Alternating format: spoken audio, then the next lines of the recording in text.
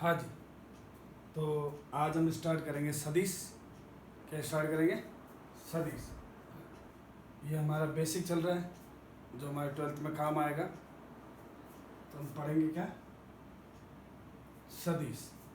देखो, कोई भी जो भौतिक राशि होती है, भौतिक राशि,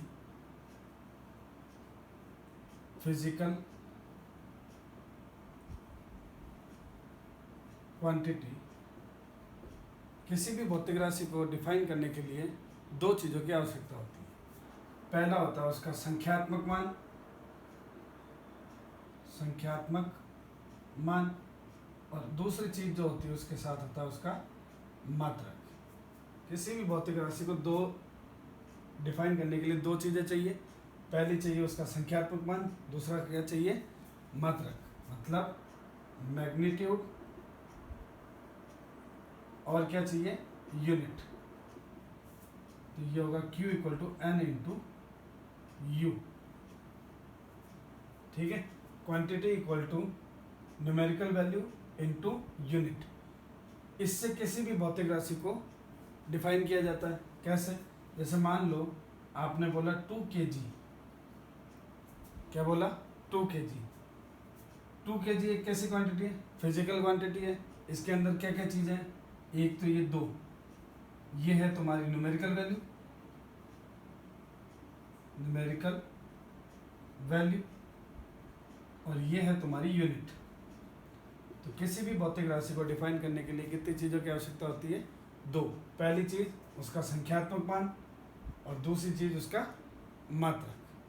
इससे क्या डिफाइन होता है? कोई भी भौतिक राशि, जैसे 2 किलोमीटर है, इस 2 किलोमीटर में दो इसका क्या है? संख्यात्मक मान है,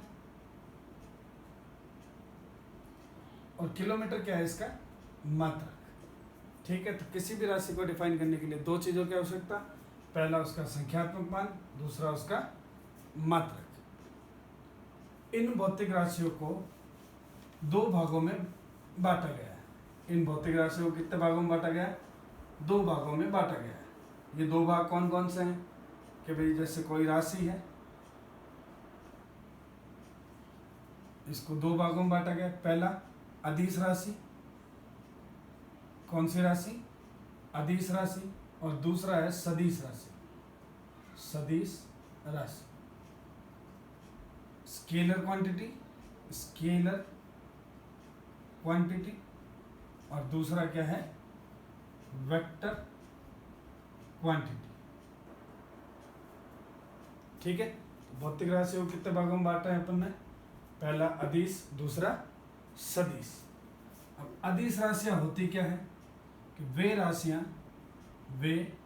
राशियां जिनमें केवल संख्यात्मक मान होता है। संख्यात्मक मान यानी कि मैग्नीट्यूड होता है। क्या होता है? मैग्नीट्यूड। और इनमें दिशा का पता नहीं होता, दिशा का ज्ञान नहीं होता। मतलब ऐसी राशि जिनमें सिर्फ क्या होता है? मैग्नीट्यूड, उनको क्या कहते हैं अपन? अदिश राशि। क्या कहते हैं? अदिश राशि। जैसे मास, द्रव्यमान। द्रव्यमान कैसी राशि है? अदिश राशि। मतलब 2 kg। 2 kg क्या है? एक अदिश राशि। इसमें किसी तरह की कोई डायरेक्शन नहीं है। इसके अलावा हम क्या कह सकते हैं? इसके अलावा हम कह सकते हैं दूरी। मान लो 2 किलोमीटर। हमें ये नहीं पता कि ये कौन सी दिशा में है, सिर्फ हमें ये पता है कि दूरी क्या है। जैसे चाल कह सकते हैं आप। क्या कह सकते हैं? चाल, स्पीड। स्पीड क्या होती है? Distance upon time. डिस्टेंस क्या है? अदिश। तो स्पीड भी क्या हो जाएगी? अदिश। तो वे राशियां जिनमें केवल मैग्नीट्यूड होता है और उनमें दिशा का ज्ञान नहीं होता है, ऐसी राशियों को क्या कहा जाता है? अदिश राशियां कहा जाता है। मतलब वे quantities, those quantities which have only magnitude does not have any direction which is known as scalar quantities। ठीक है। इनमें सिर्फ क्या होता है? मैग्नीट्यूड होता है। अब बात आई सदिश की, कि सदिश राशियाँ असल में होती क्या है। तो सदिश राशियाँ वे राशियाँ होती है जिनमें मैग्नीट्यूड के साथ डायरेक्शन होती है। क्या होती है? डायरेक्शन, मतलब संख्यात्मक मान के साथ साथ क्या होती है? दिशा होती है। तथा वे सदिश के नियमों का क्या करें? नियमों का पालन करें। सदिश के नियमों का क्या करना चाहिए? पालन करना चाहिए। मतलब ऐसी राशियां, those quantities which have magnitude, direction and also follow all the rules of vector known as vector quantities. ऐसी राशियां जिनमें परिमाण के साथ साथ दिशा होती है। संख्यात्मक मान को हम क्या कहते हैं? परिमाण कहते हैं। क्या कहते हैं? परिमाण। परिणाम नहीं है ये परिणाम नहीं है, ये क्या है? परिमाण। परिमाण का मतलब होता है संख्यात्मक मान। परिमाण का मतलब क्या होता है? संख्यात्मक मान। तो ऐसी राशियां जिनमें परिमाण, दिशा एवं वे सदिश के सभी नियमों का पालन करें, ऐसी राशियों को क्या कहा जाता है? सदिश राशियां कहा जाता है। अपना जो मेजर टास्क है वो है सदिश। कि सदिश होता क्या है, सदिश कैसे लिखा जाता है, क्या क्या इसमें कंपोनेंट्स होते हैं, सदिश कितने प्रकार के होते हैं और सदिश के नियम क्या है, ये सारी चीज़ें हम सदिश में पढ़ेंगे। तो हम पढ़ेंगे क्या? सदिश के अंदर इसकी परिभाषा, डेफिनेशन, दूसरा निरूपण, रिप्रेजेंटेशन,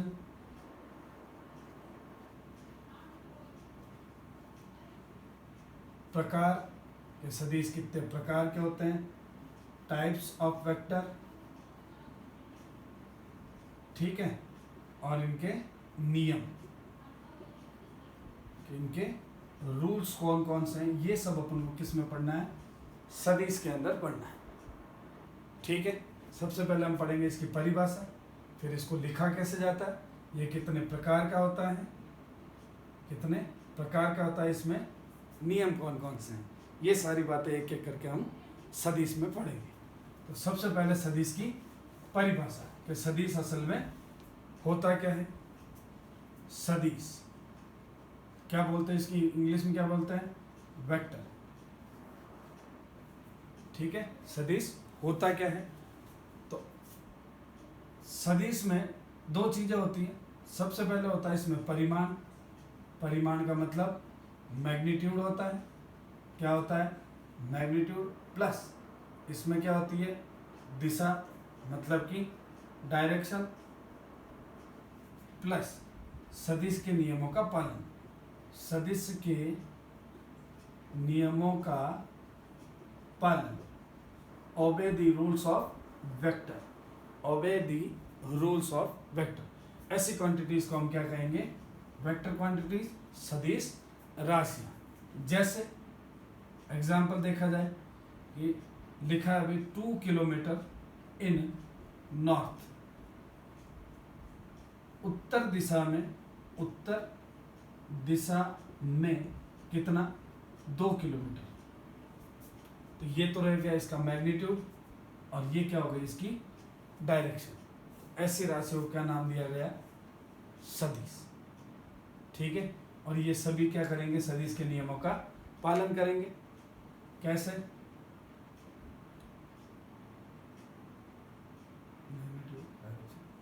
जैसे एग्जाम्पल देखें तो सबसे पहला एग्जाम्पल अपन लेके चलते हैं विस्थापन। सबसे पहला एग्जाम्पल कौन सा लेके चलते हैं? विस्थापन। इसको इंग्लिश में बोलते हैं डिस्प्लेसमेंट। डिस्प्लेसमेंट। दूसरा एग्जाम्पल जो होगा वो होगा इसमें वेग, मतलब कि वेलोसिटी। क्या होगी? वेलोसिटी। उसके बाद अपन देखेंगे इसमें बल, मतलब कि फोर्स। ऐसे करके बहुत सारे एग्जाम्पल्स हैं। ठीक है, जैसे इलेक्ट्रिक फील्ड इंटेंसिटी, विद्युत क्षेत्र की तीव्रता, ये भी क्या है, एक तरह की सदिश राशि है। क्या?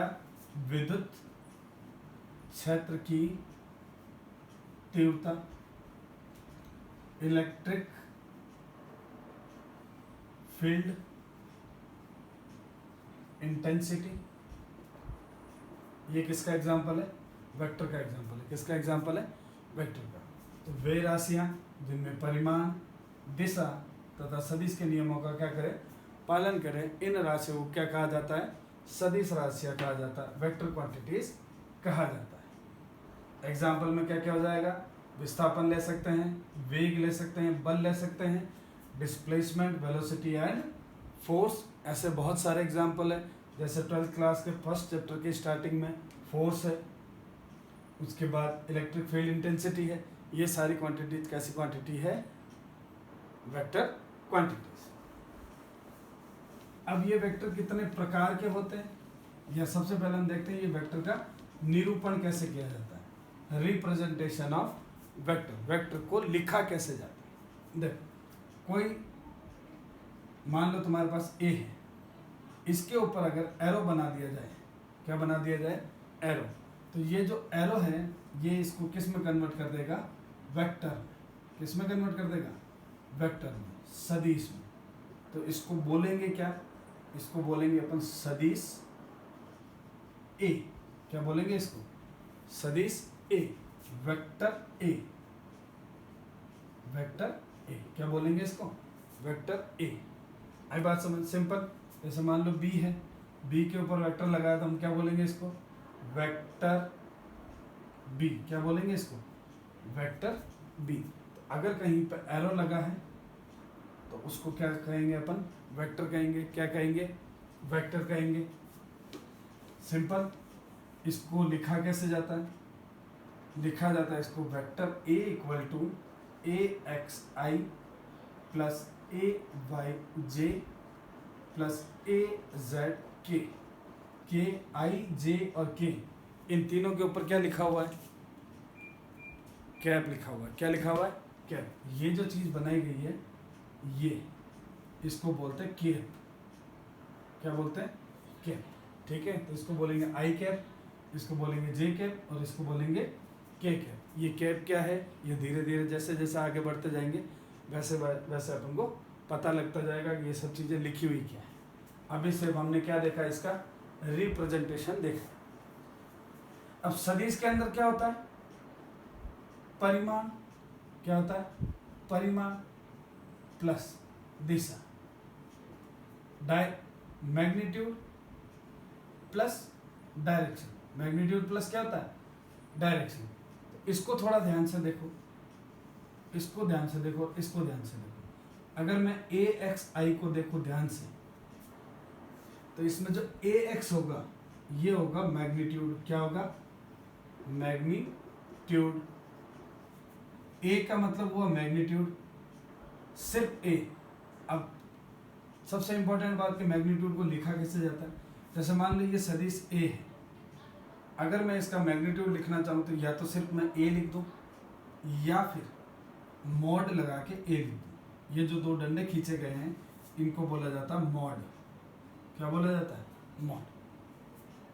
ठीक है, और नोट लगा के एक बात लिखो। क्या लिखेंगे? कि मैग्नीट्यूड ऑलवेज पॉजिटिव।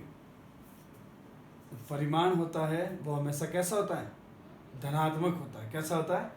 धनात्मक होता है।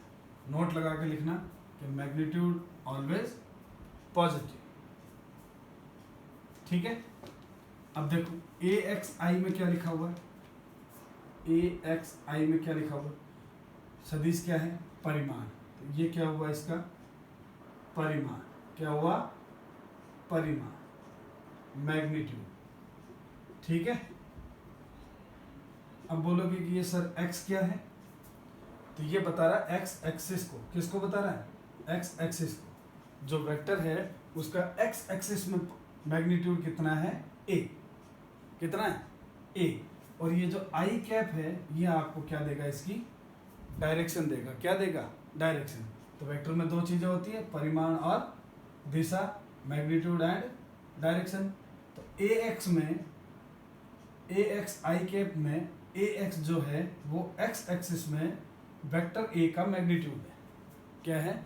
एक्स एक्सिस में वेक्टर ए का मैग्नीट्यूड, और आई बताएगा डायरेक्शन ऑफ एक्स एक्सिस कि भाई कौन सी डायरेक्शन में, एक्स में है, कहाँ पे है, वाई में है, कहाँ पे है, जेड में। तो हम कह सकते हैं कि ये जो ए एक्स है ये है मैग्नीट्यूड इन एक्स एक्सिस, एक्स अक्ष में सदिश ए का परिमाण। इसी तरह ए वाई क्या हो जाएगा, वाई अक्ष में ए का परिमाण, और ए जेड क्या हो जाएगा, जेड अक्ष में ए का परिमाण। ठीक है, ये एक्स वाई जेड क्या बताएंगे, एक्सिस बताएंगे, और ये ए क्या बताएगा, मैग्नीट्यूड बताएगा, परिमाण बताएगा। क्या बताएगा, परिमाण। अब आई कैप, जे कैप एंड के कैप ये क्या बताएंगे आपको, ये बताएगा एक्स एक्सिस को, ये बताएगा वाई एक्सिस को, और ये बताएगा आपकी जेड एक्सिस को। ठीक है, ये ग्राफ तुमने देखा ही होगा, एक्स वाई एंड जेड। तो ये होगा आई कैप, जे कैप एंड के कैप। इनके बारे में पूरी डिटेल से बात करेंगे अपन आगे, जब सदिशों के प्रकार पढ़ेंगे, टाइप्स ऑफ वेक्टर पढ़ा जाएगा, तब इनको पूरी डिटेल में पढ़ा जाएगा कि ये क्या है। ठीक है, तो सदिश को लिखने का सिंपल सा तरीका, A x I cap, A Y J cap and A Z K cap. ठीक है, इसमें ए एक्स क्या है, हाँ ए एक्स क्या है, एक्स अक्ष के सापेक्ष सदिश ए का परिमाण, मैग्नीट्यूड इन एक्स एक्सिस। वाई क्या है, ए वाई, वाई एक्स में सदिश ए का परिमाण। जेड क्या है, जेड एक्स में सदिश ए का परिमाण। अगर मान लो, जैसे मान लो बी दिया हुआ है, कोई सदिश दिया हुआ है तुम्हारे पास बी, क्या दिया हुआ है, बी, इसको कैसे लिखेंगे, बी एक्स आई, बी वाई जे और बी जेड के। अगर मान लो तुम्हारे पास आर दिया हुआ तो क्या लिखोगे, r x i plus r y j plus r z k. तो सदिश को लिखने का ये क्या है, सिंपल सा तरीका, ऐसे सदिश को लिखा जाता है। ये इसका परिमाण है और ये इसकी दिशा है। सिंपल, कोई दिक्कत। चलो अब देखो, जैसे मान लो कोई एग्जांपल है, vector A equal to i plus j plus k. कोई वेक्टर है, क्या है वो, आई जे एंड के। अब मेरे को ये बताओ कि ए एक्स, ए वाई और ए जेड की वैल्यू कितनी है, ए एक्स, ए वाई और ए जेड की वैल्यू कितनी। हाँ, ये पहले इससे कंपेयर होगा, तो यहाँ ध्यान से देखो तो सबके आगे क्या लिखा हुआ है, 1 लिखा हुआ है। ए एक्स की वैल्यू कितनी आएगी, 1, ए वाई कितना आएगा 1, और ए जेड कितना आएगा 1। आई बात समझ में, सिंपल। अब जैसे मान लो कोई वेक्टर ए है, वो दिया हुआ minus I plus 2j minus 6, और तुमसे पूछा जाए ए एक्स, ए वाई और ए जेड, तो यहाँ ए एक्स कितना हो जाएगा, -1, ए वाई कितना हो जाएगा 2, और ए जेड कितना हो जाएगा -6। कोई दिक्कत, आराम से इसको थोड़ा ध्यान से देखो।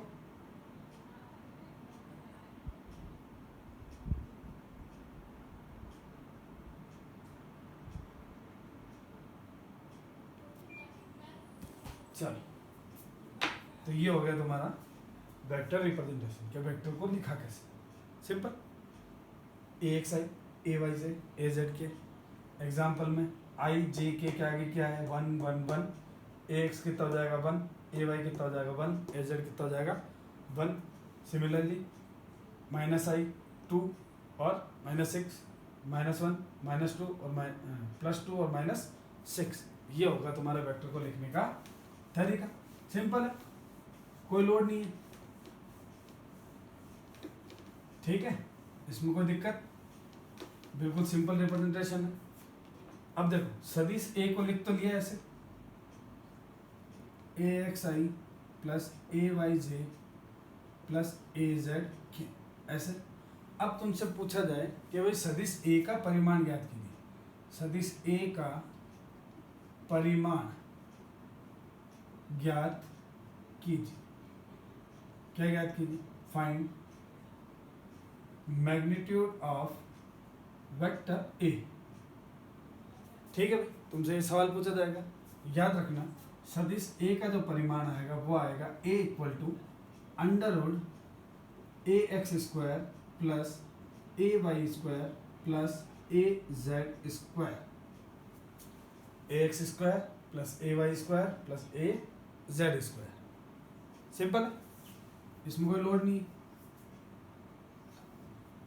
अच्छा, इसको थोड़ा ध्यान से देखो। अभी मैंने एक बात बोली थी, क्या बोला था कि भाई जो मैग्नीट्यूड होता है, जो परिमाण है, वो कैसा रहेगा? हमेशा धनात्मक, पॉजिटिव। अब इसको थोड़ा ध्यान से देखो। अगर मान लो कोई वैल्यू ए एक्स की वैल्यू माइनस में आती है, नेगेटिव में आती है, तो ए एक्स का स्क्वायर करोगे तो वो किस में आ जाएगी? पॉजिटिव में। मान लो ए वाई की वैल्यू नेगेटिव में है और इसका स्क्वायर करोगे फिर से वो किस में आ जाएगी? पॉजिटिव में। जैसा अभी अपन ने एक एग्जांपल लिखा था कि A equal to minus I plus 2j minus 6 लिखा था। अब इसमें ए एक्स कितना आया था? माइनस 1। ए वाई कितना आया था? 2। और ए जेड कितना आया था? माइनस 6 आया। अब तुमसे क्या पूछा जाए? इसका मैग्नीट्यूड निकालो भाई। क्या निकालो? मैग्नीट्यूड निकालो सर। तो इसको कैसे लिख सकते हैं? A equal to under root A X square plus A Y square plus A Z square. कोई दिक्कत? इसमें वैल्यूज डालो। -1 का स्क्वायर प्लस 2 का स्क्वायर प्लस -6 का स्क्वायर, ये आ गया तुम्हारा अंडर रूट। ये हो जाएगा 1 + 4 + 36, ये हो जाएगा 40 + 1 41, अंडर रूट 41 आया पॉजिटिव। तो मैग्नीट्यूड क्या रहता है? पॉजिटिव रहता है, धनात्मक। कैसा रहेगा? धनात्मक। अब एक सवाल तुम करके देखो। देखें,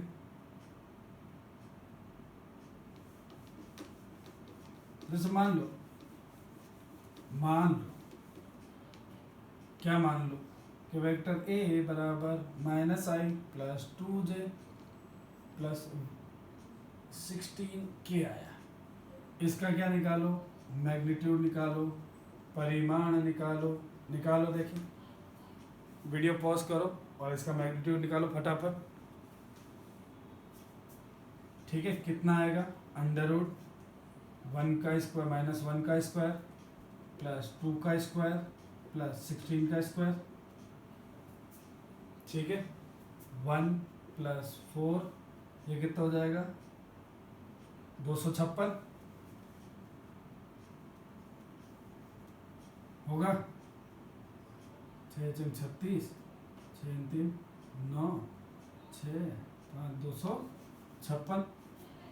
मैं अपने फिजिक्स है, तो ये हो जाएगा 60 61 261 आंसर आएगा। अंडर रूट 261, ये हो जाएगा इसका मैग्नीट्यूड। कोई दिक्कत? हो जाएगा। तो वेक्टर को लिखा कैसे जाता है? ए एक्स आई, ए वाई जे और ए जेड के, और इसका मैग्नीट्यूड क्या आ जाएगा? Under root X square plus A Y square plus A Z square.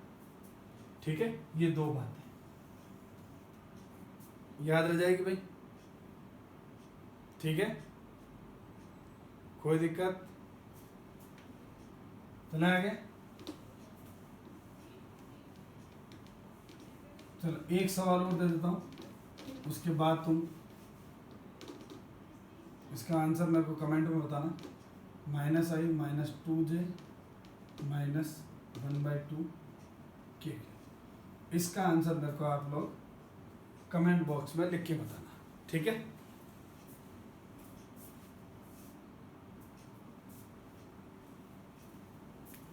ठीक है भाई, एक क्वेश्चन और ले लो,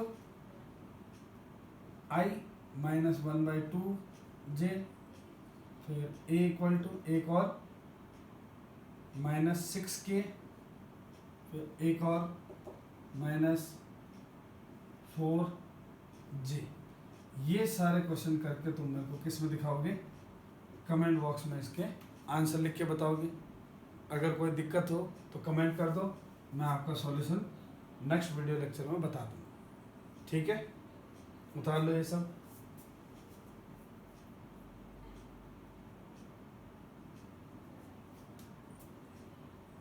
ठीक है भाई, चलो अब देखो, अब आता है सदिशों के प्रकार।